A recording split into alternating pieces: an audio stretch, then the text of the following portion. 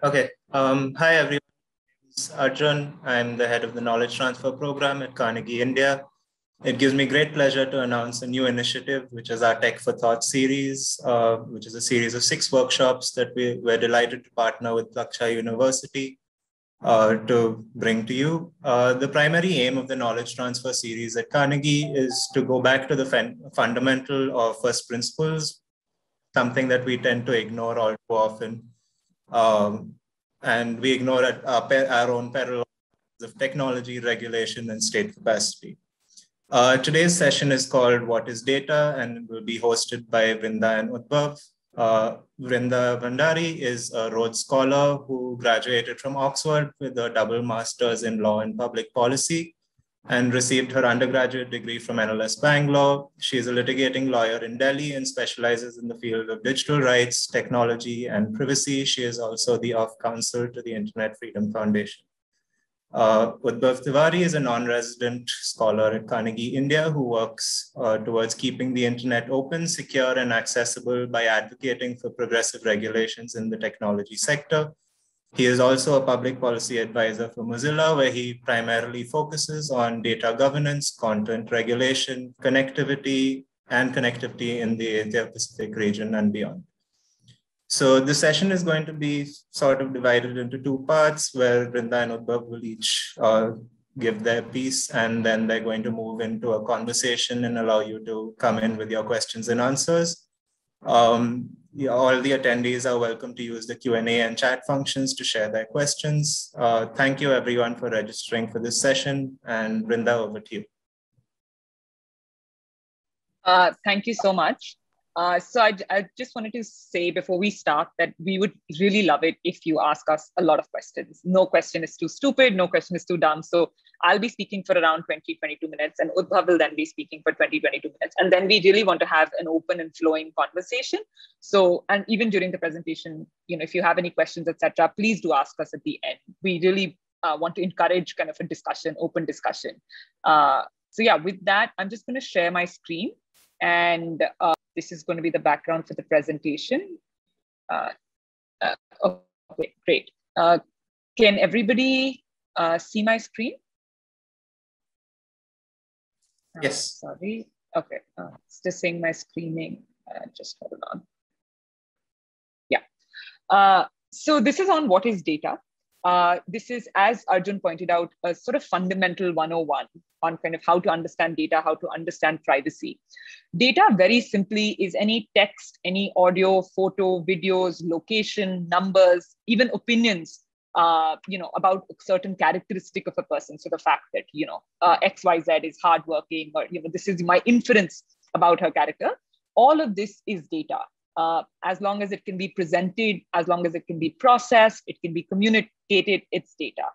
We broadly understand data in the tech sphere into 2 buckets. So you have personal data, which I'll go into, and personal data is further categorized into sensitive personal data and critical personal data. So if you see the graph on the right, personal data is your biggest superset. Within that is included sensitive personal data. Within that is critical personal data. So all sensitive personal data is personal data, for instance. Then the other bucket is non-personal data, which can include things like traffic patterns. It can include things like soil analysis.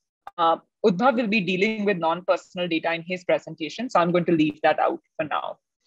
Now, when we just talk about what is personal data, so any information that relates to a natural person who can be identified directly or indirectly by that information, including any inferences drawn from that profiling. So this is very important. So when we talk about personal data, a lot of these definitions are from the Personal Data Protection Bill, which, as you all know, is not law in India.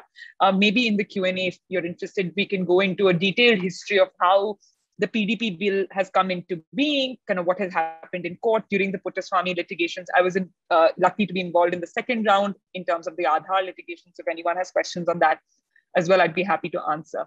But the Personal Data Protection Bill that we have, which is our draft bill that is before Parliament, that defines personal data in this format.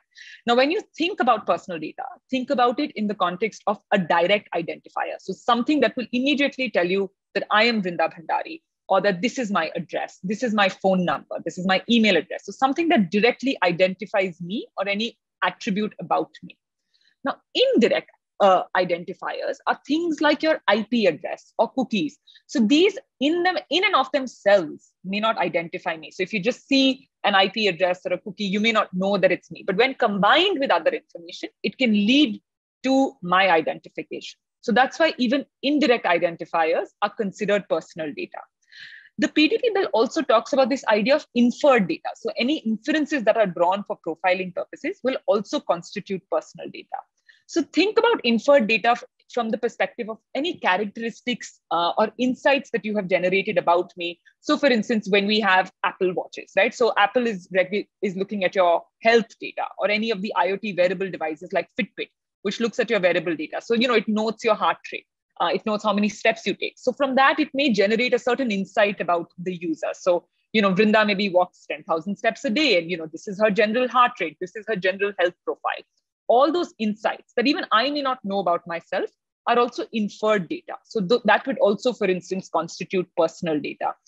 Something like a data trust score. So, if you're applying or any sort of trust score, really, if you're applying for a loan, sometimes, you have your CIBIL scores, and, some of that data about whether I'm credit worthy, whether it's worth lending to me, those will also become inferred data and hence personal data. Now, sensitive personal data is, sorry, I'm just trying to see. Yeah. Sensitive personal data is essentially personal data that relates to your finances, your genetics. So finances like your bank accounts, your bank details, transaction account histories, your genetic data. So things like your blood sample, biometric, iris, fingerprints, health data, my medical records, my COVID status, for instance, official identifiers. So things like my passport number, my Aadhaar number, my sex life, sexual orientation, caste or tribe is also considered a sensitive personal data under the PDP bill, as well as my religious or political belief or affiliation. Now, interestingly, passwords are currently defined as sensitive personal data under the information technology rules. Under the law that currently exists recognizes passwords as sensitive personal data, but the draft law, the PDP bill, doesn't include passwords within the ambit of sensitive personal data. So as you'll see, sensitive personal data is that data that has a higher risk, that requires a higher protection because of the characteristics of the data. So this is considered data that could be used in a manner that is harmful to me. So for instance, if I'm discriminated at work because of my sexual orientation, that is the reason why my sexual orientation is given a higher protected status. If I could be discriminated based on my health parameters. So for instance, when I'm applying for insurance, a decision is taken based on my health parameters. Again, that's the reason there is special protection given to sensitive personal data. And when companies process this data, when the state processes this data, there are often certain limitations that apply. Now, just thinking of two examples about what is sensitive personal data. So consider a digital lending app, and that if that wants to assess the creditworthiness of a potential customer. So amongst the data points that they may use credit information, transaction history, loan repayment details. All of these would constitute financial data. What if it also reads my transaction SMSs and my debit alerts? Would that also be considered financial data? And hence, will the app require the higher level of protection of explicit consent before reading an SMS? So that's something I'd like you to think about. You would imagine that anything that constitutes financial data and anything that informs the company or the app about my financial status will also include my transaction SMSs and debit alerts. And that's why that should also be sensitive personal data. Now, what is very interesting is when we talk about caste or tribe and do family names or your surnames, in many cases in India especially, your surname will reveal your caste. So if the question that is very interesting and that arises is, does a surname constitute caste data? And how do companies have to comply with the additional obligations when they are processing data? And I believe, and we can have a further discussion about this, that the context should matter. So if for instance, you have an educational institution that's reserving certain seats based primarily on your caste, and then your caste data is something that they will have to treat as sensitive personal data, or if there's a matrimonial website that's looking at your caste data, then of course, and looking at your name as the basis for your caste data, then again, that is something where because of the context, it would require a higher level of protection. But if a company is just creating a general employee profile where they have the names of many, many employees, and one of those names incidentally may also reveal caste, I believe in that context, that caste data would not be considered sensitive personal data. Now, there is nothing in the text that necessarily supports this interpretation, but I believe that that is the only sensible way forward, because otherwise companies will have to treat all your name, which is essentially the information that every company would have or the state would have, as sensitive personal data, and would have to comply with the additional obligations under the Act, which would make it unworkable. What are these additional obligations? So if you are processing any sensitive personal data, so assume a company is processing any sensitive personal data, it requires the explicit consent for processing such data from me as an individual user. So if if a company is processing my health data, if a bank is processing my financial data, they need my explicit consent. Now, what is explicit consent versus just general consent? You can think about it in three formats. You can think about it from the idea of heightened notice. So they inform to you very clearly what is the purpose of your processing. So they will say, we are using this data for the purpose of assessing your creditworthiness. They will inform me that very, very clearly. They will also have to have heightened clarity so that there is no room for any other sort of interpretation. It has to be very clear, very simple. And there should also be specificity. So for instance, it should say that this processing is being used, and we believe that this data may be used to make a certain decision about you. So it should also inform me that it should provide me that additional specificity of how that information about me might be processed. So these are the three sort of categories of explicit consent. The other obligation under sensitive personal data is that all sensitive personal data must be stored in India. So it must be stored in India. I'm so sorry. I'm trying to see why it's not going back. Yeah, all sensitive personal data must be stored in India. It can be transferred abroad, but only after you take the explicit consent of the individual and only person to a contract, or if the country is a whitelisted country by the regulations. So this becomes important because you may have read in the newspapers about the data localization debate, and this essentially is the data localization debate. Personal data can be stored anywhere, but sensitive personal data has to be stored in India and can additionally be stored abroad. We can discuss later in question answer sessions what are the law enforcement reasons for this, what are the privacy concerns that arise from this. But there are those are issues that can be discussed. Now, interestingly, also sensitive personal data cannot be processed without the consent of an employee for employment purposes. So things like biometric attendance, many offices have biometric attendance when you enter. Under the PDP bill, you would require the explicit consent of an employee if you want to allow them to do attendance via biometrics. And if they don't consent, you have to provide them with an alternative of like your manual attendance registers. So this is going to become very interesting if it comes into play and maybe change a few things from an employment perspective. We can again discuss later whether context would matter, and would the similar requirement be, for biometric access to top secret nuclear codes? Would that also require consent, or can I just say no consent? And as I said, we can discuss later. There is a certain reasonable purpose exception that's built into the PDP bill, and maybe this will come into that. There are some other obligations when you're dealing with sensitive personal data, such as the requirement to conduct a data protection impact assessment. If a significant data fiduciary is undertaking large-scale profiling, you have to have certain codes of practice to be issued. So these are the obligations of sensitive personal data. Critical personal data has not been defined in the bill, and but is widely expected to potentially include things like, say, personal data, sensitive, personal data or health data about constitutional functionaries. So maybe the Prime Minister, the Chief Justice. And that data can only be processed in India and can be transferred abroad under very, very, very restrictive conditions, such as like a health emergency, or if the central government allows it. Now, who are the actors in a data ecosystem? You essentially have three actors. You have a data fiduciary, and so that is the company that is, the state can also be a data fiduciary that determines the means and purpose of processing individual data. So if you think about an accountancy firm where you're giving the clients of that firm the accounts that they deal with, all the financial transaction, that company, or your chartered accountants, like the CA firm that does all your accounts, would become the data fiduciary in a context. If I go to a bank and I have a banking relationship, my bank would be my data fiduciary. A significant data fiduciary is essentially an actor. They are data fiduciaries, but they are classified by the regulator as significant data fiduciaries because of the volume of data they process, because of the sensitivity of the data, based on turnover, the risk of harm, any use of new technologies, or any other factors. So think about big companies such as Facebook or WhatsApp. So based on volume, we expect that they would be classified as significant data fiduciary.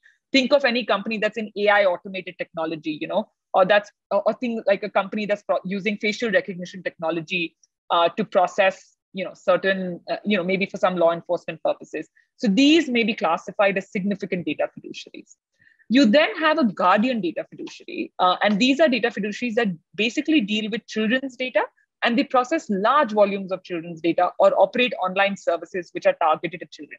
So think of all your edtech websites, things like Byju's, things like all your coding apps that are there, things like your YouTube for kids, for instance. So YouTube would be maybe a significant data fiduciary, but YouTube for kids would be a guardian data fiduciary. There are a lot of obligations and restrictions on guardian data fiduciaries under the PDP bill. They are prevented from profiling, monitoring, or targeting ads for children. We can again discuss how this would work in practice. What would this mean for schools? Like think about schools and attendance and your report cards, right? Like what would happen in those cases? So these are also some things to think about. The second actor is a data processor. So data processor essentially processes personal data only on behalf of the data fiduciary, and it acts as per a contract and the relations only, the conditions given only by the data fiduciary. So your cloud service provider, things like your Amazon warehouse services, all these companies, host their data on third-party websites. So those third-party websites like Amazon warehousing services would become data processors. We can also talk later about how the same company, so like AWS can be a data processor, but for its employees, it would be a data fiduciary. So the same entity can be both. And data subjects are people like you and me, natural persons. So these are the actors in the ecosystem. There are certain additional obligations if you are a significant data fiduciary. I am going to skip over that in the interest of time. But essentially, it involves them having to conduct data protection impact assessments, having data auditors. There'll be a data trust score, maintaining up-to-date, data records, appointing a data protection officer, registering with the regulator. Now, consent and exceptions are also important. So all data, the primary basis of processing any data under the bill and under our law is after you get clear, informed, and specific consent. So consent must not be bundled. You can't, and I'll show you some examples where I'll elaborate this. More importantly, no goods, services can be denied to an individual if they do not consent to the processing of data when the processing is not necessary. So some of you may remember a Chios example where Chios had introduced, facial recognition technology at certain outlets if you were going to go and order a product. Now, in that case, my facial recognition technology is not necessary for me to, it is not necessary for me to have a facial recognition technology processed if I want to go buy tea. And so in that case, I am allowed to say no. There are certain exceptions, which I'll also go into. So this is an example, if you can see the screen, where you have separate consent. So I have read and accepted the terms and uses of service and privacy policy. This is one consent. And then I have the option of saying Adobe may keep me informed via email about products and services. So I have the option to say yes for the standard terms of use consent, but no to the marketing consent. And this is the right way under the PDP bill. This, on the other hand, is the wrong way. I cannot say that I will accept the terms of use and privacy policy and would like to receive weekly newsletters, because this is bundling the consents together. There are various exceptions to consent, which I won't go into, but they basically involve, functions of the state, compliance with law, legal orders, emergencies, employments, reasonable purposes. In these cases, you don't have to take consent, but you still have to comply with all the other obligations. Given the shortage of time, I'm going to sort of maybe just really kind of read out these headings, and we can discuss them if there is interest in the conversation later on. This is about how privacy fits in to a larger framework. So data is important because data is an identifier about me. But privacy is really what allows me to think and be freely, to act as my natural self without someone observing me. Privacy is contextual and it's relational. So I may share something with Udbhav because him and I are friends, but that information can still be private vis-a-vis me and you, the audience, because you and I don't want to share that information with you. So say I share my sexual orientation with Udbhav, I can still maintain that privacy qua you. Just because I share information with one person doesn't mean I lose that right to privacy for everybody else. There are lots of interesting, complicated questions about privacy in public spaces, privacy of like my data if it's uploaded on Facebook. And so those are again questions that we can go into if there's interest. Puttaswamy is a 9-judge bench of the Supreme Court that said that privacy is a fundamental right. It grounded it in dignity, in autonomy, in choice, self-determination. It talked about the dangers of data mining, both by the state and private actors. Very importantly, it said privacy is not an elitist construct. And I think this is something many people feel, oh, poor people don't care about privacy. And they actually rejected that argument. There is a lot of interesting literature which supports this argument that actually people do care about privacy. Women especially, care about privacy possibly even more because, their access to the world is often regulated through their cell phones. And that's another interesting area of discussion. There are also negative and positive obligations emerging from this recognition of privacy. So the fact that the state cannot take away my right without a certain law, without following certain procedures, whereas they also have a positive obligation to ensure that they create conditions for me to enjoy this protection. Privacy can be invaded by various ways. So, you can do it through a physical means, so ideas of bodily integrity. So when I'm like in the Aadhaar context, when I'm forced to give my biometrics, that is a violation of bodily privacy. Informational privacy is when someone takes unauthorized use of my personal information. Sometimes if that data is taken without my consent. Privacy of choice or autonomy, when something is made mandatory. So when Arogya Setu was made mandatory for a brief period, it violated my privacy of choice. And mental privacy, so things like the use of narco analytics, on my mind, that violates mental privacy. There are also ideas like decisional privacy. So if you think about like 377, who can I have sex with or who can I marry? All of those are issues. It's important to remember privacy is not absolute. So my privacy right can be infringed, but it can still be justified by the state if they follow, if it is proportionate. So that's very important to remember. It's also important to remember that, maybe if there's interest, we can discuss this later, that just because I have nothing to hide, so this argument that, oh, if you have nothing to hide, privacy is only for terrorists and like normal people don't care about privacy. And I think it's very important to dispel that notion. No one would like it if somebody came into a house when we were, say having a bath, if we were talking to a friend, and like Edward Snowden puts it really well, that saying that I don't care about privacy because I have nothing to hide is like, I don't care about free speech because I have nothing valuable to say. And so that's also very important to kind of reject that argument. And finally, why does it matter when there is a violation of privacy? It matters because it creates a chilling effect. If you see what happened with the Pegasus, whether or not you were under surveillance, the fear that one may be placed under surveillance creates a chilling effect, and it may result in self-censorship, what we are putting online, what we are sharing with friends. We need privacy to have breathing space, to just survive and to thrive, to think freely. There are a lot of privacy violations don't impact people equally. Poor people are often, historically marginalized people, poor people, vulnerable groups are often discriminated unequally based on violations of privacy. The impact on women is more severe when we talk about ideas of consent and bodily integrity. So when you have issues like revenge porn, which is actually incidentally the wrong terminology, it should be a non-consensual sharing of any sexual images, etc. And just finally, sort of talking about the importance of privacy from state and non-state actors and why we should care. I think very simply, this is the idea that yes, we have to absolutely care about privacy from private actors.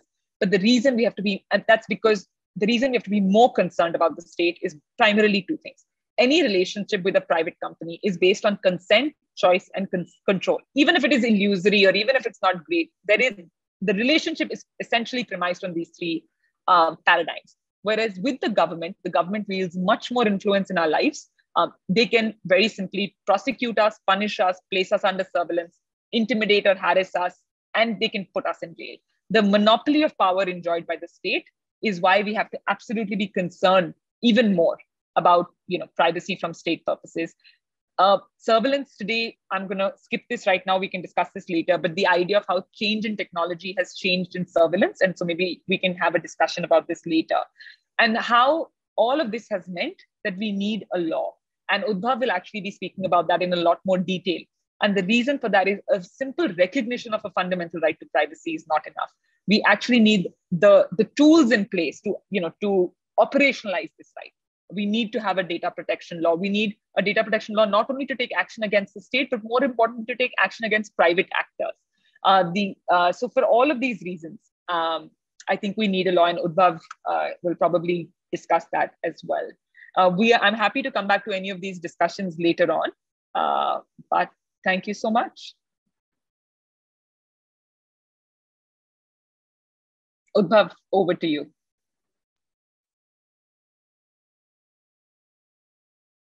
Thank you so much, Vrinda. And I thought that was a fascinating presentation and really laid the groundwork for a lot of the fundamental questions that I'm really looking forward to discuss in the rest of the session, but that I will also cover from a slightly different perspective, like in the course of my sort of like 20 minutes, where I broadly hope to firstly talk a little bit about what has happened in India, like when it comes to the question of regulating data in the last, say, approximately 2 decades at a very high level.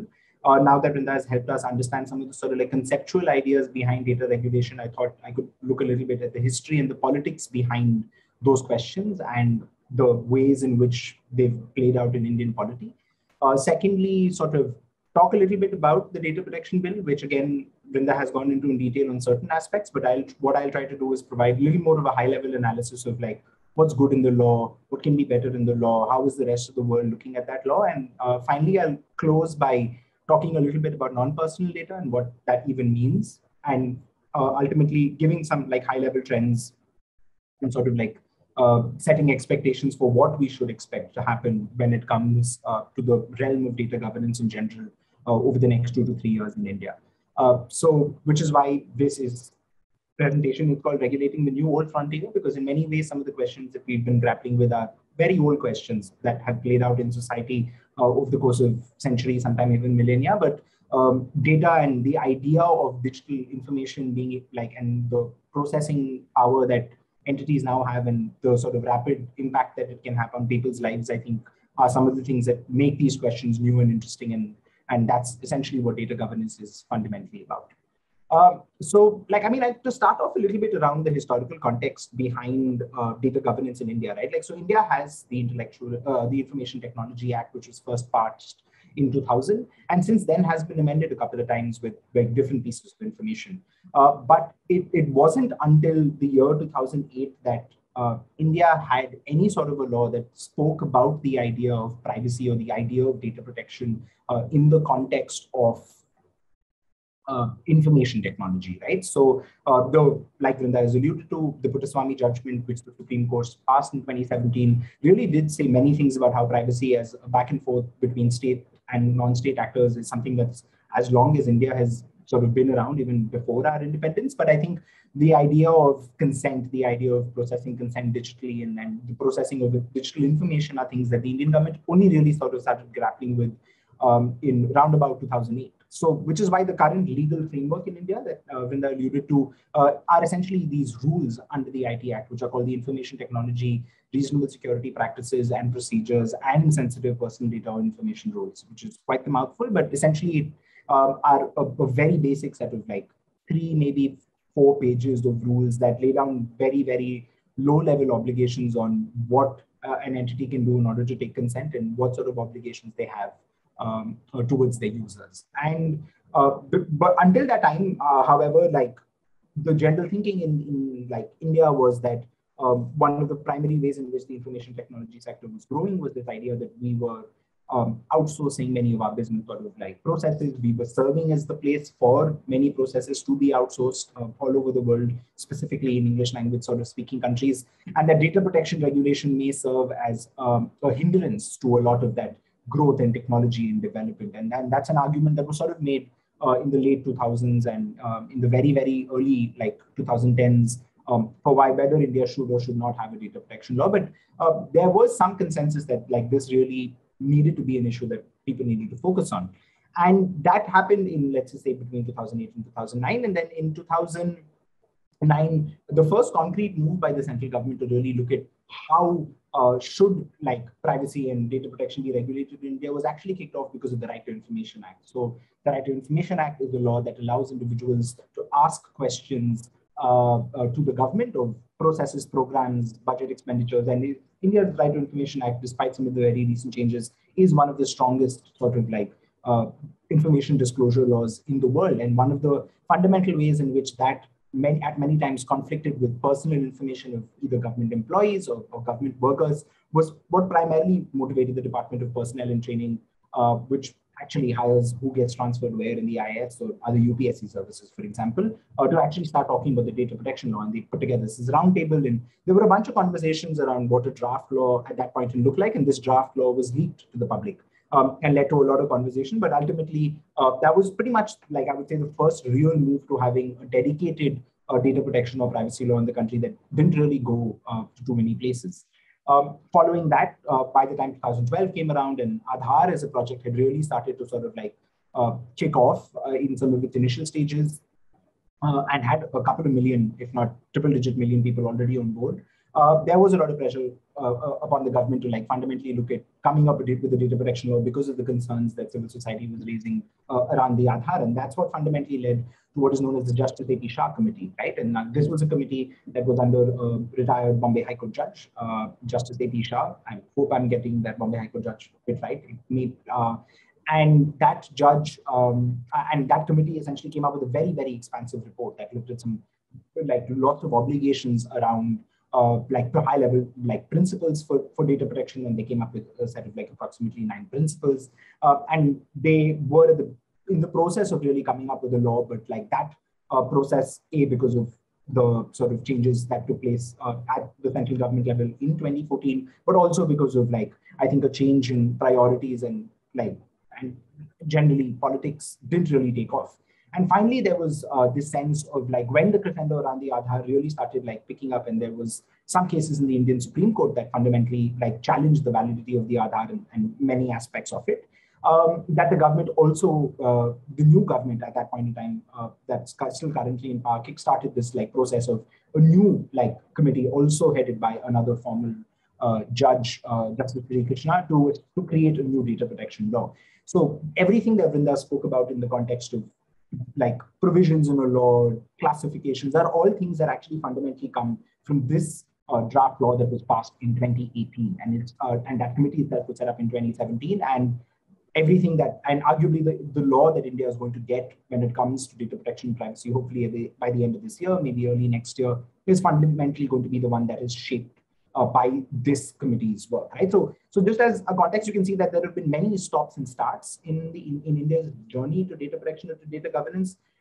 Some because of changing political realities, some because of like a change in the outlook of the Indian industry. So, for example, in the sort of 2012 report that Justice A.P. Shah Committee came up with, it is widely understood within the sort of like broader public policy space that many of the companies in India that traditionally sort of thought that data protection or privacy may hinder their growth prospects, specifically in the outsourcing sector, actually started advocating for there to be a data protection law because they believe that that certainty that the law would provide would allow them to do things like get adequacy, which is when another country says your data protection laws are as good as ours in a certain way, and therefore data can flow between those two jurisdictions. So they wanted that for the European Union, which at that point in time was at the verge of passing the GDPR.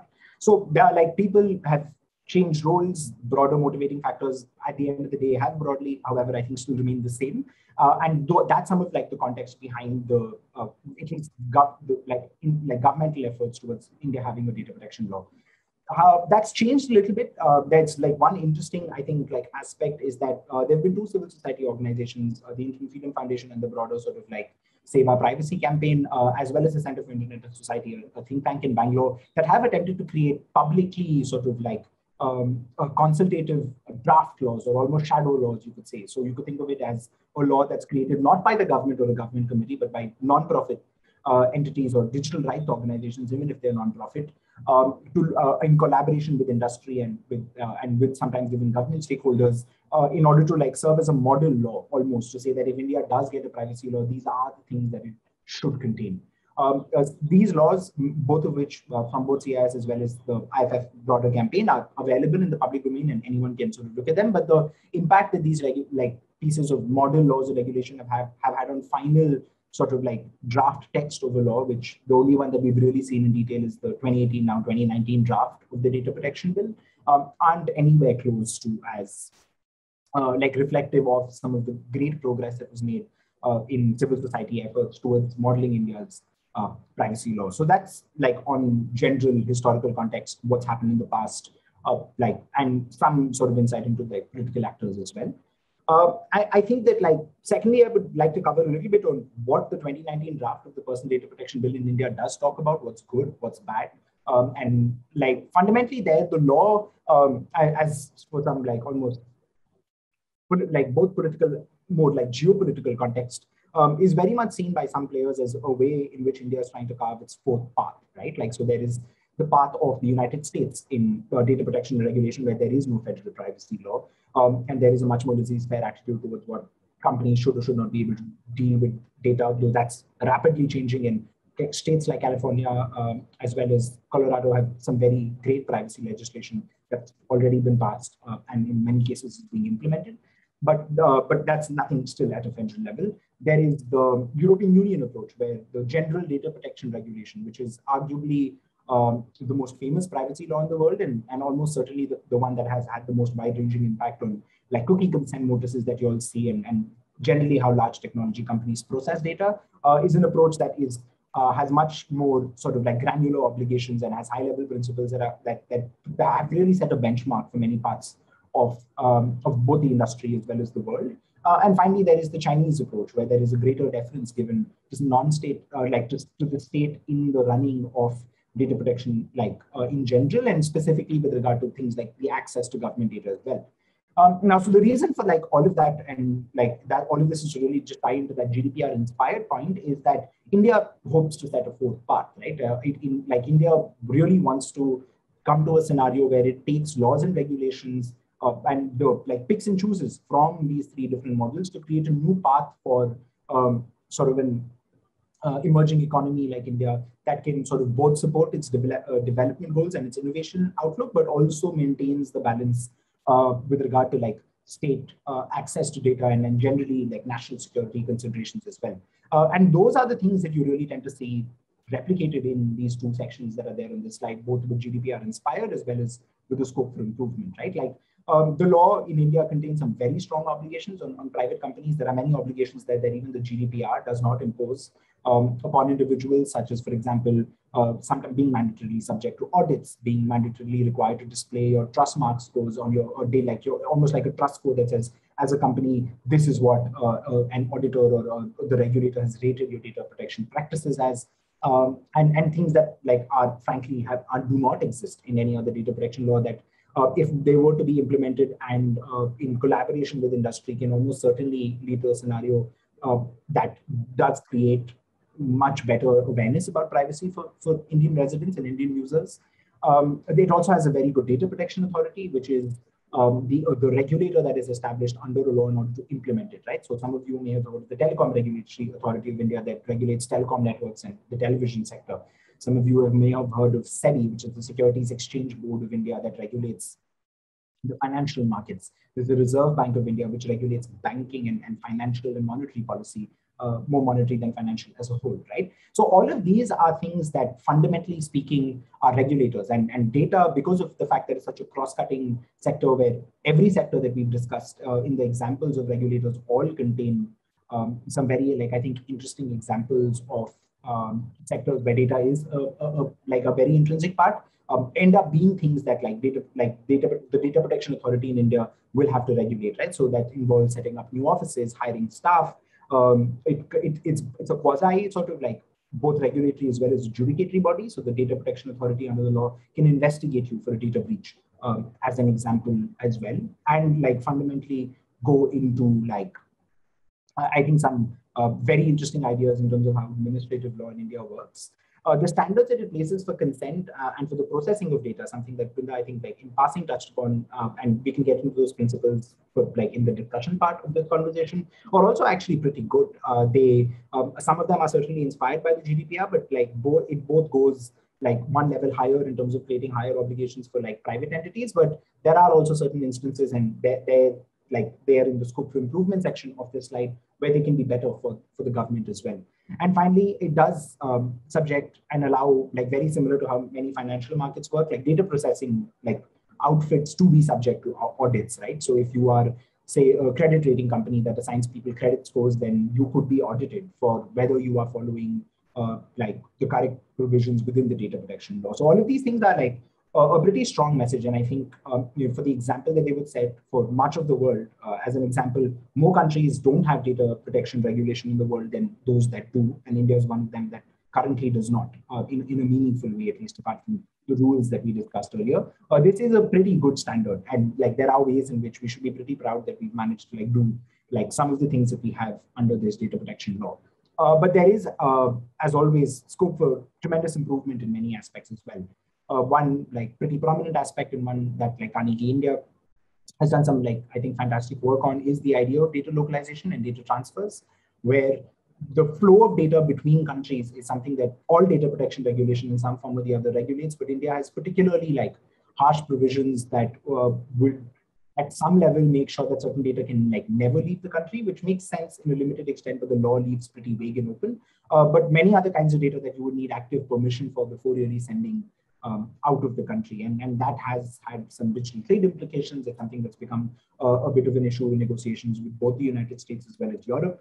And in general is one of the sort of parts of the law that will be the most closely watched when its third, hopefully final draft is introduced in the parliament later this year. The second, and arguably, I think the place that deserves the most scope for improvement, and it's something that like we can talk about again in the discussion section, are the parts around government exceptions to data. So one of the key things within India's current draft of India's data protection bill is that the government can exempt any part of itself from any part of the law. And what that means is that you can say this agency, say the RBI, doesn't have to follow the data protection law. It's not, it may sound like a sort of preposterous idea, but for example, UK's data protection law actually has an exemption for the Bank of England for certain provisions of the law. So many governments tend to do that for financial regulators. But more importantly, it also poses many risks for law enforcement agencies, intelligence agencies, the access to sensitive databases such as those surrounding the Aadhaar and other forms of government identification. That all create some very tangible risks that the law leaves very wide open without any restraining sort of like function. The last draft of the law, as an example, also has this provision around user verification and how platforms are supposed to be able to like verify their users. But this is an example of a provision that, because it's also present in the new intermediary liability guidelines, which were laws that regulate online platforms and digital media entities that were passed in February of 2021. This provision is now already present there and was in that regulatory framework, and it's quite unlikely that it will now be present and hopefully in the final version of the law, because it doesn't make sense to have like 2 points in like the same point in 2 separate laws. But when it was a part of the law, it's an example of some of the feature creep that is present within the data protection regulation, and why some of those things probably deserve to be in different sort of regulations. And finally, there is the provision around independence, right? Where the Data Protection Authority, which I spoke about earlier, is fundamentally very, very like important as an entity. And right now, its members will completely be appointed by the executive within the Indian government. The original draft of the law had like judges of the Supreme Court, like the Chief Justice, for example, and other entities from across the political spectrum. And in society in general, who could be nominated to run the Data Protection Authority, but that's been completely limited to the executive. So if you can imagine, if there are as wide exceptions as they are for governments, and all entities who will enforce those exceptions against the government are also a part, are all selected by the government, that there is a little bit of a sort of like oxymoronic scenario where it's quite difficult to imagine how some of these provisions can be enforced effectively against some of the most sort of egregious violations that take place in India. So that's a high-level overview of the draft PDP bill. There are many things that Vinda's covered. I've covered some more, but like this is definitely a part that I'm sure that we can discuss in the sort of Q&A section that's about to come up. Finally, on non-personal data, the idea of non-personal data as a sort of concept is one that's quite new in India. It's one that many entities around the world are dealing with. So to start off, what is non-personal data? Anything that is not personal data is non-personal data, according to like India's sort of like outlook. So anything that can't be used to uniquely identify individuals and doesn't have the characteristics that Vinda spoke about, such as, for example, names and are likely not our personal data, but are not sensitive personal data. So similarly, there are things that provide insights at a sort of city level, or almost to say at a high level, that don't involve the information of individuals, right? So for example, the top 100 products that a company, say like Amazon, sells in India, or the top 100 products that Amazon sells in your locality, where one of any of the attendees on this call reside, are all examples, both at a very high level and at a low level, of non-personal data, which are insights that are derived from individual personal data, but can't directly be attributed back to specific individuals, though that also is a sliding scale. And it's sort of beyond the scope of this discussion as to like whether it's actually possible to have truly anonymous data or not. But like there is a presumption at least that there is a category of data such as like traffic insights, for, say, from Uber rides, or traffic insights from Google Map navigations that millions of users in India do every day, are all examples of aggregated insights that are or serve as non-personal data. So India's approach to non-personal data so far is very much to treat it as a national resource, and to treat it in a manner that says that it is the collective like property almost of the or is a public good that should be balanced and administered by the state wherever appropriate, or otherwise by impacted communities. At its core, it's an idea that is spreading all over the world. The notion that merely data protection is insufficient to impose or to redress the power imbalance that exists between like very large technology corporations and individual entities is one that is certainly present. In many countries, the European Union is considering it, and many other countries are too. But India, I think, has gone a couple of steps further in almost looking at like non-personal data as this idea of forcing the transfer of data from entities that originally conducted to places where there is more value. And this broader approach is one that like we, like I think in India in general, are one that can clearly see some tangible benefits for, but also some very clear harms too, right? Like the benefits are, it does seem on the face of it like a nice way to like encourage competition in the sector, share some data with startups, and suddenly there's magically going to be a ton of innovation in the country. But there are risks to how it's implemented. The fact that like non-personal data can also pose privacy risks. So for example, if I can find out that, say, among the top 5 products in a particular locality are say religious books from a particular religion, or books that like show that people in that locality have a particular proclivity, that's an indirect insight that can very easily be weaponized against marginalized and vulnerable communities at an aggregated level that like India's framework doesn't really talk about too much. Then there is finally also this idea of like community data, which says that data should be managed by the community. So hypothetically, if you are, say, an indigenous group that lives in a particular region in India, and there is information about that region, then that information should be shared with you as a community so that you can do what you want with it. Again, in principle, this seems like an idea that should be engaged with, and indigenous rights and access to data is certainly an issue that I think India has tremendous like opportunity to really like push the needle forward on debates on that front. But currently the terminology around community is also very, very vaguely defined. So some of these things are all things that are present in reports. So like there is a committee of experts that's been established by the Indian government that's also been working on non-personal data. And ultimately, I think the law that may be framed under this is at least a couple of years away. So we will definitely see more progress on the data protection front before there is a law that is passed and binding on people on non-personal data. But the broader concepts around non-personal data, such as sharing it between players, encouraging it to be used for like local innovation, and broader idea of data sovereignty is definitely one that's like quite prevalent, and one that we should see like cropping up quite frequently over the coming months. And very quickly, therefore, I'm going to use the last maybe like 2-3 minutes to really talk about like what are some of the trends and expectations like from the space, right? Like the first at a very high level is that regulation is only picking up. Both the quantity and hopefully the quality of the laws that we're seeing in the space are picking up, and the rate of implementation of many of these proposals remains a concern, because the fact that we are a country that has over, by last count, I think between 700 to 800 million people on the internet but don't have a data protection law is like a little bit of a travesty. But I think the outlook or the ultimate opportunity like that remains there is great, and it's wonderful that like there is a lot of progress that's taking place on that front.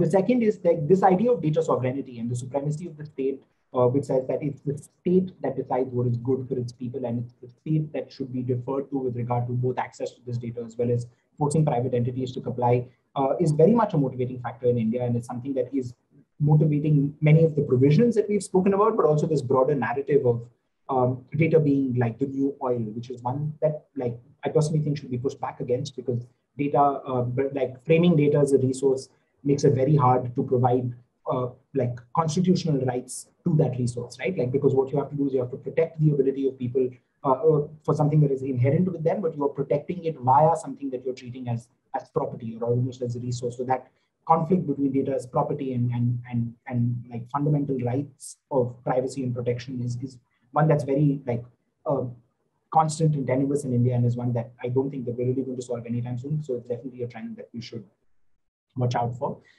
There are many ancillary developments like that we haven't spoken about at all. There is something, for example, called the DEBA, which is the Digital Empowerment Architecture, and Health Stack, which is a set of like proposals by the Indian, by like ISPOT and like government lobbying / advocacy organization, and like the Ministry of Health and Information, that all contain very, very interesting concepts around the idea of consent, the idea of data transfers of common formats, of interoperability, and many other things.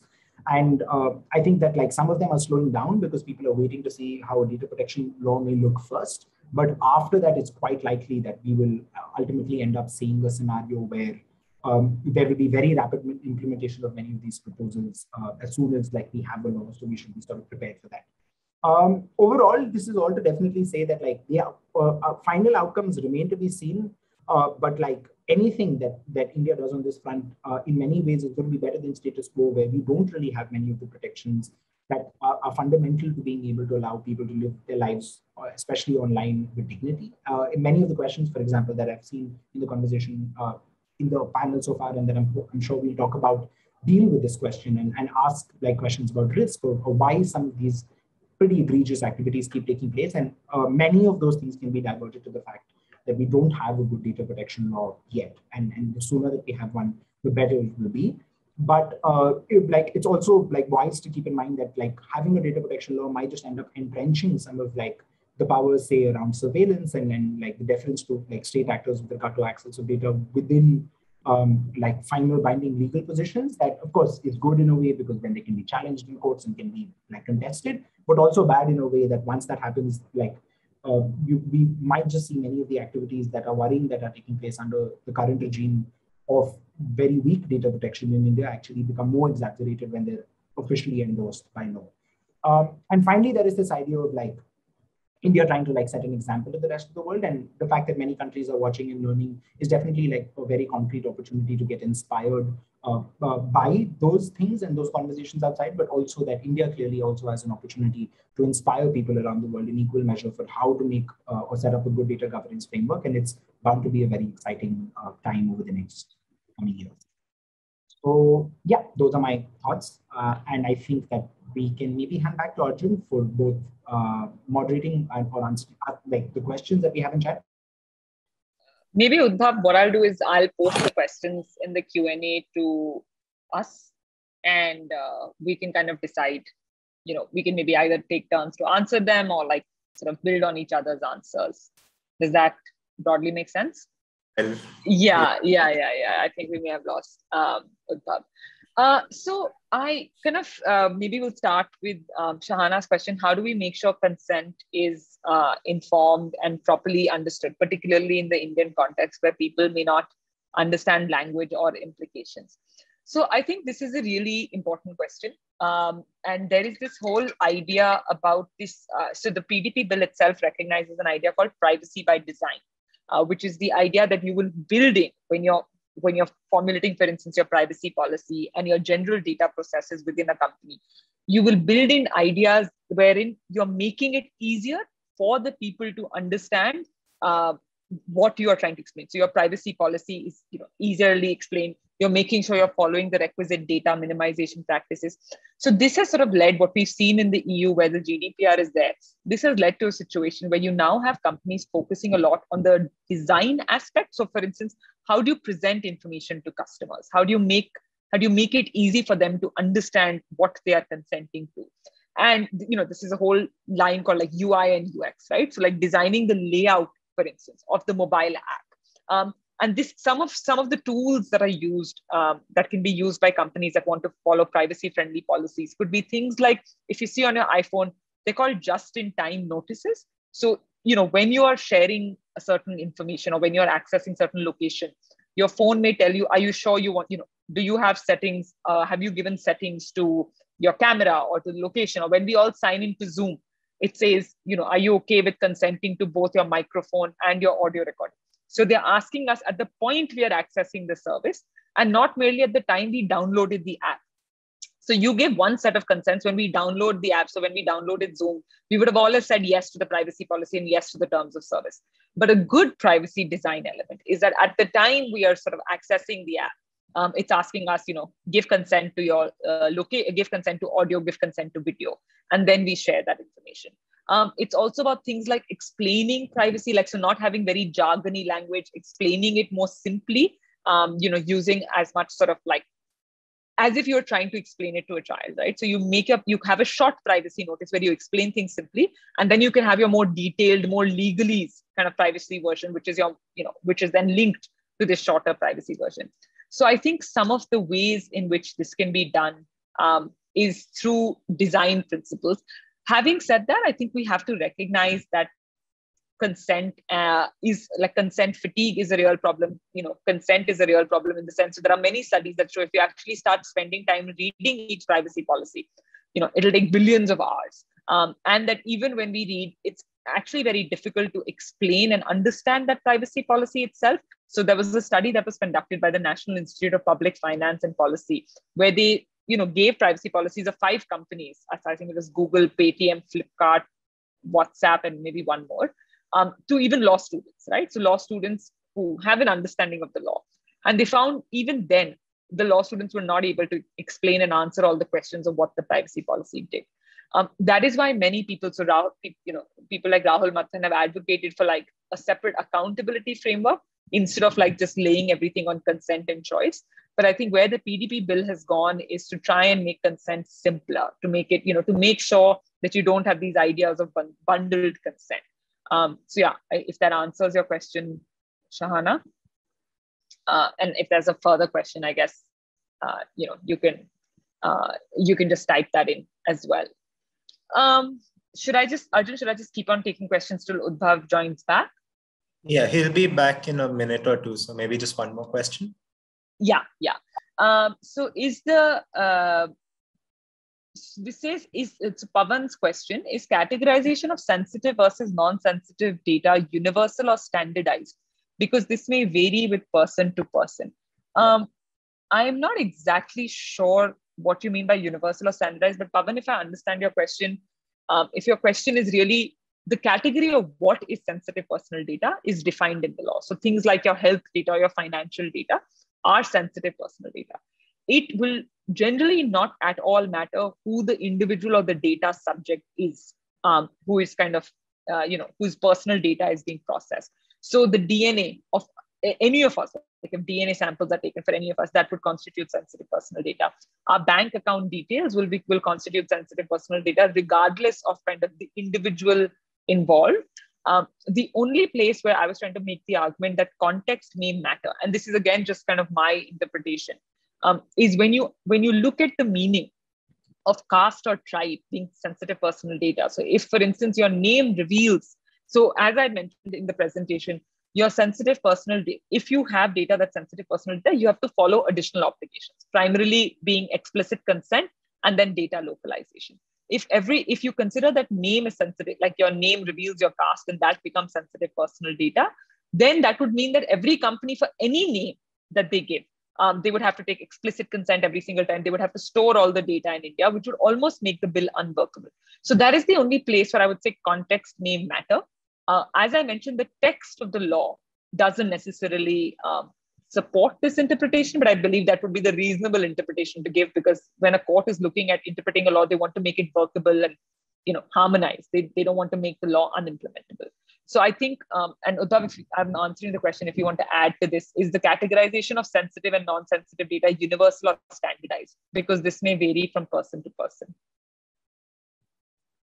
So, I mean, I think laws tend to work in a manner in which they are sort of standardized. There are certainly like categories of data that are considered personal and sensitive, but there are also I think there is enough leeway in most data protection laws to allow context to play a role, which is the manner in which a piece of data is interpreted, or the use that it is put to also plays a role in determining whether it may, or if it is a gray area, whether it is inherently sensitive or not. I think the example that you used earlier in your talk around caste and how that can be inferred from surnames is a good example of something that typically is just personal data and isn't even sensitive personal data, but there are certainly use cases and scenarios in which it's possible that a regulatory authority may ask for it to be treated in a special way, or ban particular interpretations from a piece of personal data because those interpretations may end up being sensitive. And I think that's something that we largely have to wait and see with regard to how India's, once the law is passed and the data protection authority is set up, how it can go around, how people can go around dealing. I think this also means that we answer this other question that's been asked by Sudarshan, which is, my question is about the nebulous aspect pertaining to sensitive personal data. On treating a data sensitive or not, should one look at the purposeful approach that is focused on the intentions of the data processor, or should a context-based approach be adopted where it would be possible to draw a conclusion from the data that might be sensitive in nature? I would believe that context is probably going to be more important than purpose or the intention of the data processor. Or the data fiduciary, really the data fiduciary in this case, more than really what the intention of the data fiduciary is. I would imagine if there is any kind of doubt. So I think for most things, there would be no doubt that this is sensitive personal data, it's not. For things that are in the gray area, like this example that we were discussing, I think context would matter more than purpose. I don't know what you think, Udbhav. No, I agree. I mean, I think it's there's almost no point to having data protection regulation unless it can account for such nuances and context, especially ones like that are unique, like geographical locations or countries like those in India. And I think that ultimately it's about how that context is interpreted, how it's enforced, what are the ways in which both private actors as well as state actors are somehow given the same sort of treatment when it comes to these difficult questions, are some of the ways in which I think we will see these questions being answered over the coming years. But it's also a scenario where some of them may be answered in India, for example, for the first time, that will then set the precedent for how they should be dealt with globally in an open system. Yeah. The next question, and I'll let you take this first, is the rule of storing data in India the reason that MasterCard got banned in India? Sure. So it's a complicated, it's a complicated story. The answer is simple. There isn't a rule to store all your data in India yet.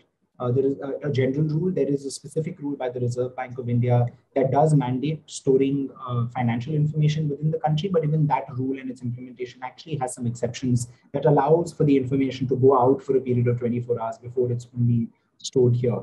It's something that took a fair bit of re-architecturing for many financial service providers to be able to comply with. And the specific reason that MasterCard was not allowed to onboard new customers was because the Reserve Bank of India was not satisfied with the audit report that was submitted to showcase compliance with the law. So they're now currently working on coming with a new audit, and they are supposed to share that with the RBI pretty soon. And it's not just MasterCard, but also players like American Express that have had similar sort of limitations posed upon them. And that's just an example of what happens when you try to create, I think, data localization measures that are actually pretty difficult to implement in practice and require radically re-architecturing how very complicated digital systems work. And those teething problems that I think we're seeing in the financial sector now are ones that many other sectors will face in the near future once India's data protection, the high-level law, passes as well. Yeah, I think I don't need to really add to that. Except to say what is, I think, interesting is to see how different localized, so we talk always about localization requirements that the RBI has ensured, but there are also localization requirements in the insurance industry. So the insurance regulator, the IRDA, also has certain localization requirements.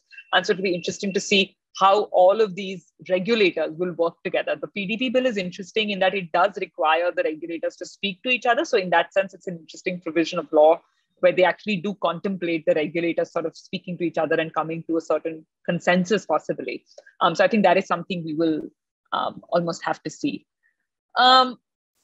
Next question. Are there rules or guidelines to ensure simpler and shorter terms of use? Because these are mostly designed in a very complex and lengthy way. it almost compels the user to consent even without answering the terms or without understanding the terms. I think I sort of answered this in the beginning a bit when I was talking about the importance of privacy by design, which really is going to be a way of pushing companies to adopt easier policies. I think one other thing that I hadn't spoken of, but which may also be relevant, is you do see with significant data fiduciaries, so your really big companies, that they will have data auditors who may give them data trust scores. So maybe one of the factors that will emerge is like the ease of your privacy policy, the fact of whether it's easy to understand. Maybe one of the factors on which you'll get a star rating or a trust score rating. And so that might, the idea there is really, if I'm a customer, I see one company's data trust score is say 9 and another's is 5. That inherently tells me, without having to read everything, that one company is more privacy protecting. And so I may be in favor of accessing the services of sort of the more privacy protecting company. So that might also be a factor in pushing companies to improve their privacy policies and to make them easier to understand. I mean, having said that, at the end of the day, it is true that we live in a world with asymmetric bargaining power. Even if I understand all the terms of WhatsApp's privacy policy, it almost does not matter if I don't agree with some of them, because I still want to use the service. The other thing that's actually useful is this idea of really granular consent. So if you go, for instance, to your Facebook privacy profile settings, you will be astounded with the number of checks, tick boxes that you can fill, like that you may have already pre-filled, it may have been opt-in by default. But the kind of granularity of the options that you have on Facebook, as an example, maybe another way where if you are if you're very concerned about privacy, at least you have some control over where your data is being shared. Like, so I teach a course on data privacy with different students. And one thing we do is like, we go on Facebook's privacy policy and we actually see the different terms. And for most people, these are pre-checked, right? And that is, again, another issue of privacy by design. You should not have, and you cannot have default opt-ins. But what all of that means, I think, can be really interesting. And so these different factors may ensure how you get over problems of consent. And like, Udbhav, if you want to answer or add to that. No, I mean, I think that was pretty comprehensive. Right? Okay. So the next question then for you, they're sort of both similar, so I'm going to combine them. There is often news about leak of card details in bulk on the dark web, but the said company is not held accountable by the government or media. Is this because there is no legal liability? And then maybe slightly related, Google knows everything about us, like you search and the same pop-ups coming in it is a privacy invasion. If so, how can we stop this? I mean, so either we can take them separately or together, whatever you're more comfortable with.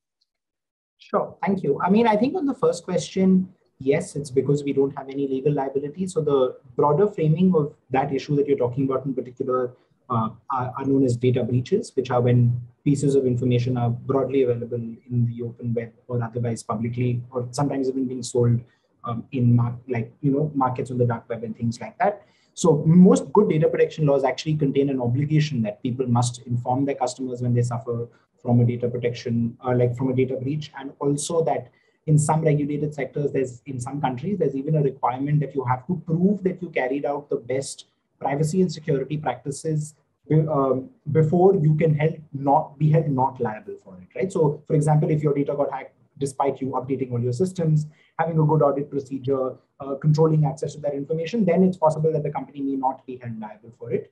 But more often than not, data protection regulators all around the world, both under the GDPR as well as in the UK, which is the Information Commissioner's Office, the ICO, regularly, like almost on a monthly basis, fine companies for data breaches because they determine the fact that the companies did not carry out the actions they were supposed to protect that data as well as possible. So in terms of incentives existing within laws, both like penalties, whether they're financial or not, as well as positive incentives that say will give you a better trust score if you have better security practices, are both good ways to counteract the rapidly increasing number of data breaches, because unless there is a legal obligation for entities to protect their consumers' data, apart from the idea that you will use consumer trust and people will stop trusting you and using your services, is one that many companies try to really use in the past, saying the market is our biggest sort of incentive, is one that hasn't really worked out. So it's clear that there is a need for a strong law that incentivizes not carrying out activities that ultimately lead to data breaches. On the Google front, and that's the second question, I think that like there are multiple ways to answer that question. And at its core, it's the fact that number one, privacy and data protection laws more often than not will like restrain the actions of companies, but it's largely a issue of digital literacy when it comes to users enforcing, or like doing something with the right that the law empowers them with. For example, it's perfectly legal for Google to show you pop-up ads. It doesn't show pop-up ads, but for Google to show you ads on the basis of your search history, because ostensibly you have consented to that when you decided to use the Google service. If you wouldn't like to do so, there are opportunities within Google to turn off like advertising targeting, just like many other companies offer, or there is the ability, and this is something that we're starting to see in laws like with the GDPR, where you can actually take, if you believe there is an illegal act that is taking place or the consent that you're providing is insufficient, you can complain to a data protection authority and they will then investigate Google and then determine what does or does not happen in that scenario. And that equally applies not just for Google, but for Facebook, for Twitter, for like Pinterest, like any or like large online software company that you may use. It would equally apply, for example, to BSNL or Airtel or Reliance Jio, entities that sometimes show you ads and even like on websites on the internet on the basis of your browsing history as an ISP, as an example. So there is definitely a very big gap between how much users understand privacy policies, like Vrinda alluded to, but also how much users know what to do when they think that their privacy is being breached and violated. And that's clearly going to be one of, I think, the biggest tasks that the Data Protection Authority will have to account for, right? Like languages, general awareness among the public, like it's definitely a problem, but the solutions, I think, lie as much in consumer awareness as they lie in legal enforcement. I would only add to that, like a super comprehensive answer, that it's not just also about having statutory protections, but about making sure that it works, like that the law doesn't become defunct, that the regulator that's set up doesn't become defunct. So for instance, under the current IT Act, you have an organization that's called CERTIN, so Computer Emergency Response Team, which is actually tasked with dealing with security breaches. And they have sort of historically not really acted, they send some notice to companies, but they don't take any actions. They don't have a lot of power. So it's also about ensuring, because so much of the success of any data protection law, and especially the Indian PDP bill, depends on the regulator. It's absolutely important to have like an independent regulator, to have a regulator that has teeth, that's actually active, that also works on all of these issues. So that's really the only other thing that I would add to Udhav's answer. Next question. You gave an example about sharing accounts with a chartered accountant. If the CA uses an accounting tool like Tally or QuickBooks to process my accounts, who is the data fiduciary and the data processor here? Where does the data loop end? So the CA would be the data fiduciary. The CA is using the accounting tool. So they are sort of entering into kind of a contract in the sense of for the use of certain software. And that contract, so Tally or QuickBooks in that case, like the company that runs these accounting tools, would be the data processor. So under the PDP bill now, a data processor can only act on the basis of a written contract. That written contract with the data processor will have to have all the contractual obligations, the actual directions for use, how that data can be used. Under the PDP bill, data processors, because they have no direct relationship with the customers, their obligations are more restricted. So one of the primary obligations, for instance, is security. So they have to make sure that they also follow a lot of security practices so that there is no breach at their end as well. Because we've been seeing in a lot of these new cyber wars that a lot of the data breaches don't happen at the fiduciary levels, but happens almost at a sub-vendors level, not even at the vendor or the processors, but like the sub-processor. So the data loop really is, of course, the data processor can further sort of subcontract. The idea is that there has to be a contract for each of these, relationships, so that there is a proper paper trail. Udhav, do you want to add to that? No, nothing in terms of the substance, but just as an example, I think that in practice, the example of the chartered accountant and that flow of data is actually how in real life that plays out, right? You do share your data with many individuals without necessarily always entering into like formalized agreements with them. But what data protection laws tend to do is that they create obligations in general as well. So for example, even if there isn't a contract between you and say another individual, but that individual is performing that role anyway, then in that case, like You can, for example, if you imagine you give your accounting information to a chartered accountant, he files your taxes on Tally, everything is fine. And then, but he does this on Tally online and Tally suffers from a data breach, right? In that case, it's Tally that's the problem, not the accountant. Or if your accountant decides to sell that information to a credit scoring company so that he can, or she or they can make some money, then that's another instance in which the accountant is liable, right? Like, so that loop of obligations with regard to data in many ways is actually never ending. As long as data exists, someone or multiple people are always responsible for it. And that's actually the primary purpose of the data protection regulation, to make them all treat that data in a responsible manner. If there's one takeaway that Udbhav and I have, it's that we need a data protection law for all of these problems. The next is actually an answer I'm going to confess I'm not entirely sure. So I'm going to hope Udbhav knows the answer. I'm going to put him in the spotlight. Is data allowed to be booked as an asset in companies' balance sheets? My sense is yes. But I actually am not aware. Udbhav, do you kind of have more knowledge on this? I mean, under like data protection laws, like no law says whether you can or cannot. Very often there is like a value assigned to services that companies provide on the basis of data. So for example, if you are an advertising company and you target people on the basis of the data, your advertising service can be valued in a certain form, but intrinsically and in and of itself, it's very rarely that data is assigned like independent value as an asset. It's almost like in the use cases that which it is put to and the services and products that rely on it that get assigned that value. Building off on that point that I made earlier in my presentation about the problems that arise from treating with data as property, as something that is an asset and can be assigned values to, is that it becomes very, very hard to then also enforce constitutional protections upon interactions with that data. Because the moment you start treating it as a property, it becomes something that people can sort of trade and give away and sell and do many other things, which while it sounds like that's already what is taking place, that's actually not what is taking place in most interactions. Ostensibly, data protection law exists because your data still is ultimately supposed to be your data, which is why you're supposed to be able to delete it whenever you want to, be able to ask a copy for it whenever you want, ensure that you can port it to another entity whenever you want. And all of these things showcase that the ultimate owner of that data is you. Insights on that data that may be derived from it sometimes may belong to other companies. So in that case, I can't imagine any sensible company wanting to list, 4 petabytes of data as an asset that it assigns a particular piece of value to, because A, data protection regulators would really want to look into that, and B, I don't think that that would do anything per se to help the valuation of that company. It's what that company would do with that data that is, I think, more interesting. Yeah, thanks. Could you draw some insights on the Pegasus case?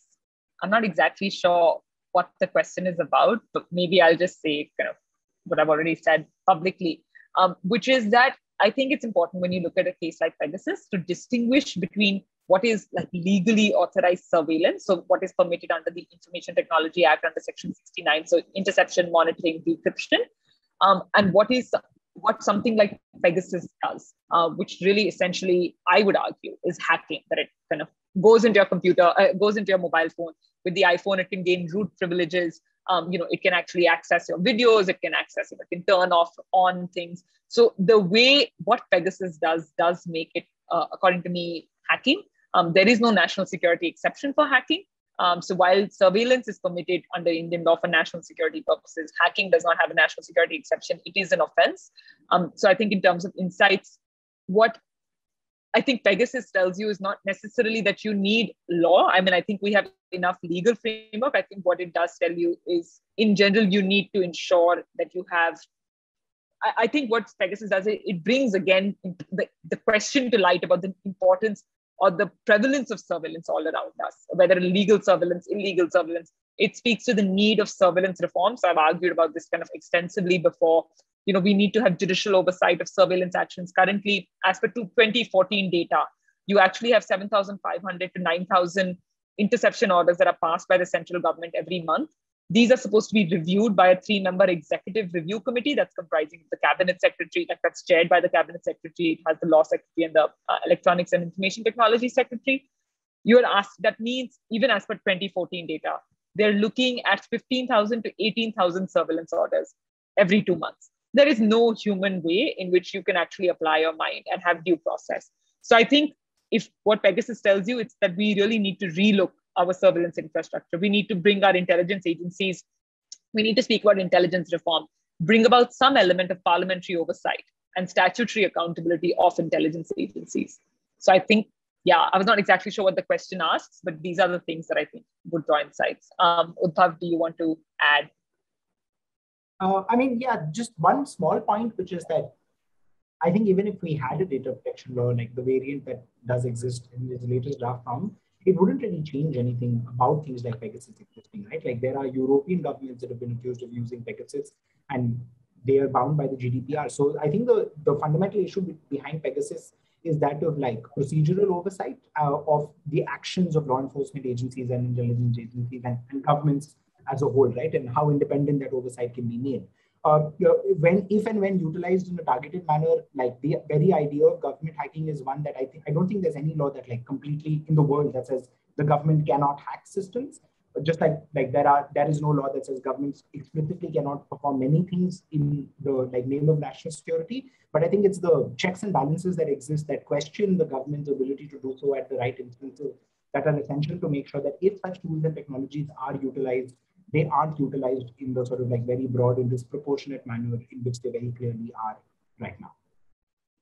I would actually also just add to that even if we have the Indian PDP bill, the PDP bill essentially exempts law enforcement agencies from the entire application of the act. It's something we've not spoken about. It's one of the most controversial aspects of the bill, clause 35 of the PDP bill, if anyone is interested, and it actually exempts the entire application of the act for like national security purposes, etc. So I'm not sure having a data protection law would make any difference in this case. Okay, next question. Does data sovereignty and data localization, are they one and the same? Uddhav, do you want to take the first go at this? Sure. I think data sovereignty and data localization are related concepts, but are fundamentally different. The notion behind data localization is probably a manifestation of data sovereignty, where data sovereignty is the idea that a nation state wants to control what happens with data within its borders, as well as to whatever extent possible outside its borders. And one way to do that is to make sure the data cannot leave. And that is like enforced via data localization. But there are many other ways in which like entities enforce data sovereignty as well. One could argue some of the things that say are happening between Amazon, Flipkart, and e-commerce platforms in the Indian government is also a form of data sovereignty, because the government does not want to give them the access to data and insights that like lead to domestic traders being disproportionately like hindered, right? So that's a manifestation of data sovereignty, I would say there. And like the European Union has also said that like data sovereignty may be about infrastructure, right? Making sure that you have enough data centers, making sure that you have enough cables that connect your country to other countries that are not under the control of foreign governments or foreign companies but belong to the country itself. So I think like the idea of data sovereignty and the data idea of globalization like need to be balanced, and that's the debate that is essentially, I think, playing out in the public domain. Yeah, I would only again like just add to this that another way potentially like the reason we have data sovereignty. So as Uddhav pointed out, data localization is a more intense version almost of data sovereignty. But data sovereignty also explains why we have agreements between countries when they talk about cross-border sharing of data, right? So when data is transferring from one agency to another, it's because both countries, like because of the idea of data sovereignty, you need to enter into a formal arrangement when you're transferring data across borders. Or why law enforcement agencies can only, like, so Indian law enforcement agencies require MLAT. So, you have these mutual legal assistance treaties to get data that's stored in the US if you want data from the US. So that's data sovereignty also explains why you have this kind of cross-border flow of data and why you need agreements for that. Okay, in your opinion, what is the ideal role of the state in data protection and regulation? On the one hand, prominent state intervention poses significant dangers, as unlike private players, the state wields a coercive power. However, more laissez-faire approach has its own pitfalls. So in my opinion, the ideal role of state data is you do need a regulation in this space. I think we have realized that a laissez-faire approach when it comes to data does not work, even for other reasons that we've not discussed today, which is, the asymmetry of bargaining power between an individual and a market. Like it is never going to be an equal market. You also have ideas of, bounded rationality. So ideas, we've discussed this a bit, the fact that one doesn't necessarily understand all the privacy policies. So if there was no requirement for privacy policies, for instance, to be simply put, there would almost be the fact that we are not necessarily capable of understanding the consequences of all our decisions because of the complexities means you sometimes do need the state to come in and say, you have to follow certain security safeguards, for instance. I, as an individual customer, have no idea what are the requisite or commercially acceptable security safeguards. So I do think the ideal role of a state should be to have a data. I mean, I think we do need a data protection legislation. There are, of course, questions whether you need a stronger form of data protection, such as the GDPR, which is criticized by many companies as like stifling innovation, or whether it should be a more sort of weaker version or like a more soft touch approach.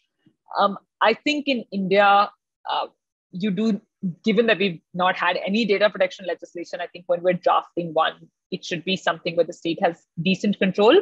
I do think, though, what is very important, more than the role of the state, it's to ensure the independence of the DPA. For me, that is actually much more important and a more important question to ask, because what the current PDP version of the bill does is that the government has exclusive power to appoint the DPA. And given that the state is the biggest data fiduciary of them all and is then subject to the data protection regulation, I think that is actually the more interesting question rather than how much is the role. It's what is the independence of the DPA, and hence what is the function, like what will be the efficacy.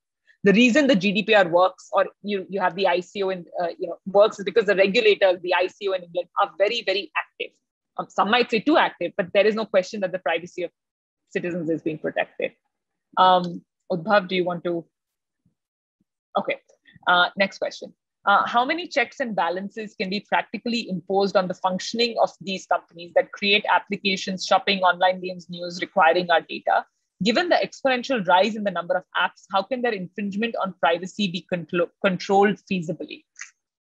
Do you want to take that first? Do you want me to repeat the question? No, I mean, because I think the answer is the same. We need to have a good data protection law. The only real way in which I think many of these fundamental problems in terms of not just their rapid proliferation, but also the fact that I think much of the exploitation that takes place that is related to data in India are all things that also stem from a lack of awareness, not just of consumers, but also like from developers and technology practitioners, right? Like the idea or the ethos behind doing things like privacy by design, ensuring that there are remedies available to users if things go wrong, looking at that intrinsic role that security plays in protecting privacy are all not things that happen, I would say, like automatically. They're all fundamentally things that only kick in once there is a culture within the technology sector, within a country, to treat these things in a particular manner. So I think that like while data protection laws can provide a lot of that coercive, like legal obligation type push, it's much, much more effective to actually look at what are the ways in which an ecosystem can be empowered to deal with those things in and of itself, which also is one of the duties of the data protection authority, I think. And I would also add that consumer behavior really can change things. So, you have seen WhatsApp introducing some privacy improvements because, of all the sort of general controversies, its comparison to Signal. So WhatsApp now has disappearing messages, for instance, which is not something that they had earlier. Now, one doesn't know whether it's directly in response to Signal or not, but, I think when you also have a lot of products that are a bit interoperable, and when the cost of switching is really low. So, I mean, I think the problem with Google and DuckDuckGo is that not many people use DuckDuckGo, but because Signal really took off, I think that did push WhatsApp to improve some of their features. So I think that is consumer behavior at the end of the day is also really going to become important. So we have 3 more questions. Arjun, we have time for 3 more questions? Yeah, sure. And if you're willing to answer them, I'm sure people will wait. All right. Okay, let's do it really quickly. So 2 of them are on AI. So let's start with that. How can law and policy deal with unequal representation in data sets and resulting inequality and consequences, issues like algorithm bias? Is that something that is being dealt with in the Indian context? Should companies be obliged to reveal what kind of models they run on the data? Suppose a scenario arises where my name, which is collected as personal information, is put through a machine learning model to assess my credit worthiness. Say the model is inherently biased against people of certain castes or surnames due to data bias, and it is contributed to a decision. How do we understand context in this case? Yeah, Udbhav, do you want to kind of take those questions, or I can take them, whatever? Sure, no, I'm happy to give a very quick, super short answer. And the answer is yes, the data protection law will account for some of these things, but nowhere close to the extent that they should be accounted for. Regulation around artificial intelligence technologies and machine learning in general is at a very nascent stage. And for example, the European Union is thinking of creating categories of use cases where in some cases it is illegal to use artificial intelligence and machine learning. And in some use cases, it is subject to very high like audit requirements and public disclosure and transparency requirements. And in some cases, people can keep doing what they're doing the way that they're doing it, right? So I think the ultimate answer lies in we will likely need a dedicated law to deal with some of these things, but any such law will likely use the data protection law as a foundation. So that's the thing that we should do first. But after that really comes into force, I think there is some small things a data protection regulator can do to like prevent some of these more obvious harms. But ultimately, this deserves a separate like piece of legislation. And that's something that I think we're seeing develop in Europe right now and is likely to sort of like proliferate around the world. Yeah, I mean, I think you're also going to look at things like algorithmic accountability, etc. Even New York and the US, there's some developments around that, and some of that is just also understanding what is the basis of decision making. So the AI black box that sort of exists, understanding that. When it comes to law enforcement purposes, things like facial recognition technology, and if it's going to be used in the criminal justice system, I think that will result in faster regulation or like faster judicial decisions. So where courts will say that like an AI-based model cannot be used maybe in a criminal justice department. So I think that is something we are going to see develop in maybe the next 5 years. Final question, who owns and controls the dark web? Can it ever be controlled and regulated? I feel like that's a very philosophical question. The answer to which is probably it cannot be controlled. It's outside the legal framework. So I'm not sure anybody owns or controls it. But yeah, Udbhav, if you want to give a maybe better answer than that. No, I mean, the dark web is controlled and regulated in various ways. Like you regularly have like takedowns worth billions of dollars that law enforcement agencies coordinate across the world. It's a cat and mouse game between law enforcement and entities that like run illegal operations, but one must be very clear in that the idea of the dark web or connections that run on Tor is not in and of itself inherently illegal. It's just a privacy protecting way of doing communication. There are as many journalists that break some of the biggest stories in the world on Tor as there are like a lot of the nefarious things that we see on it. So I think just like end-to-end encryption can both be controlled and regulated, but that doesn't mean it should. That's also something that like I think should equally apply to the dark web as well, where there are some bad things that happen there and there are ways to counteract them, and those are being done, but that doesn't mean that it is inherently a bad thing, and it has many privacy and anonymity benefits that I think like are definitely good things. Great. I think we've answered all the questions. I have had the ability to choose which questions I'm going to put to Udbhav first and which questions I'm going to answer first. So thanks, Udbhav, for agreeing with that. I mean, I've been working on data for 2 years and I learned things, so I'm sure other people did. And thank you everyone for attending, and we hope to see you at the next session for Building an AI Nation.